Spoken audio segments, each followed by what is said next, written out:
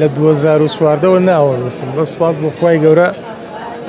خوای گەورە کردی بەنسیبم جارش ئەوەندە دڵم خۆشە لە تەمەنمە ئەوەندە دڵم خۆش نەبووە کە خوای گەورە داواتی کردم بۆ شوێنە خۆشە بۆ ماڵەکەی خۆی. ئەمڕۆ یەکەم گەشتی حاجیان لە سلێمانیەوە بەرەو عەرەبستانی سعودیا دەست پێ دەکات لە ڕێگەی فڕۆکەخانەی نێودەوڵەتی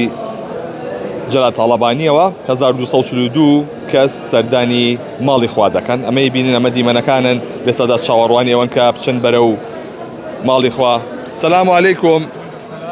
بە چه هەستێکەوە ئەڕۆی بەرەو ماڵی خوا چەندێکە چاوەڕێی؟ وەڵای الحەمدوللیلا لە 2014ەوە ناوەنووسم بە سوپاس بۆ خوای گەورە خوای گەورە کردی بەنسیبم جارش الحەمدوللیلا. کەسەکە وەسف ناکرێ ئەگە بڵێ هەست دەربڕین زۆر شتێکی تایبەتە لە ناخی ئینسانە ئەو هەستە تەواان خوای گەورە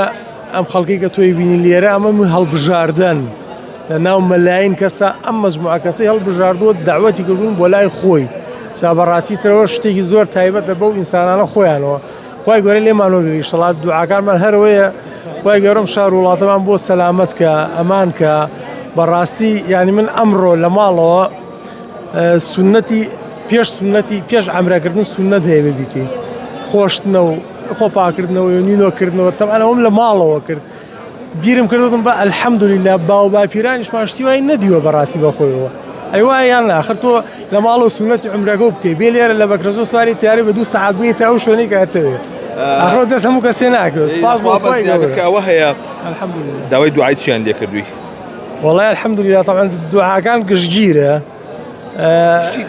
شتی تایبەتی ترەوە هەیە ژنایە ژنهێنان لە بەریسی بیکە وەڵا زیاتر ڕسق تەمەەن درێژی بێم زەڕەتی بێەوەی خوای گەورە ڕەحم بە لای بکە یا ڕەبی ئینشەڵڵا خوا بڕایگا بە سەلامەت بێنەوە. سەلام عەلەیکوم. چه هەستێکە ئەڕۆی بەرەو ماڵی خوا؟ هەستێکی زۆر زۆر دڵڕفێنە بەڕاستی هەستێکی زۆر خۆش یعنی لەوە چیە کەلیمات و حرفەکان نەتوانن تعبیری لێ بکەن بەڕاستی هەستێکی زۆر زۆر خۆشە ئەمە سەفەری تەمەنە بەڕاستی. هەرچەندە لەگە حاجیشم پرسی وتم دوعای چیان پێوتوی دای چیان لە تۆ کردووە؟ وەڵی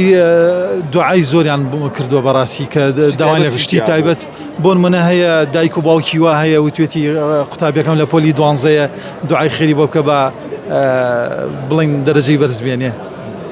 هەیە دوعایەوەی کردوەکەوە ئینشاڵڵا ئەویش نسیبی تێ بکەوێ هەیە دوعای ڕزق و ڕۆزی کردووە ئیتر هەمووی بەڵێ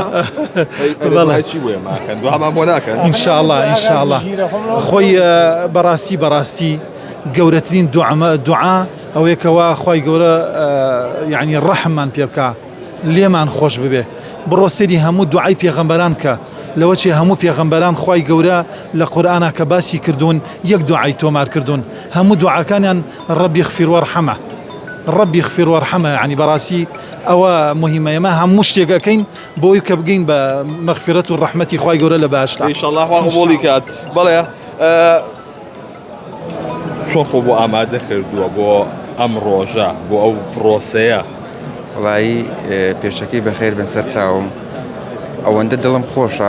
دڵم خۆشە لە تەمەنمە ئەوەندە دڵم خۆش نەبووە کە خوای گەورە داواتی کردم بۆ شوێنە خۆشە بۆ ماڵەکەی خۆی شکرانی خوای گەورە قەت تاوا ناکەم کە لەناو مەلاین کەسە هەڵبژێردراوم بۆ ماڵەکەی خۆی ئینشەڵڵا خوا قبوڵی کە بەڵێ ئاساییە تەمەنە پرسم تەمەنە چەند بوو؟ تەمەنە 37 ساڵە خوا قبوڵی کە ئینشەڵڵا بەڵێ ئەوەی کە هەیە لێرە ژمارەیەکی زۆر لە حاجیان یەکەم گەشتی چوون بەرەو ماڵی خوا و بە جێگەیانی فەریزەی حەج لە شاری سلێمانی و لە فڕۆکەخانەی نێودەوڵەتی جەلال تاڵەبانیەوە بەڕێ دەکەون کەمێشی دیکە و دەچێن سەردانی ماڵی خوا.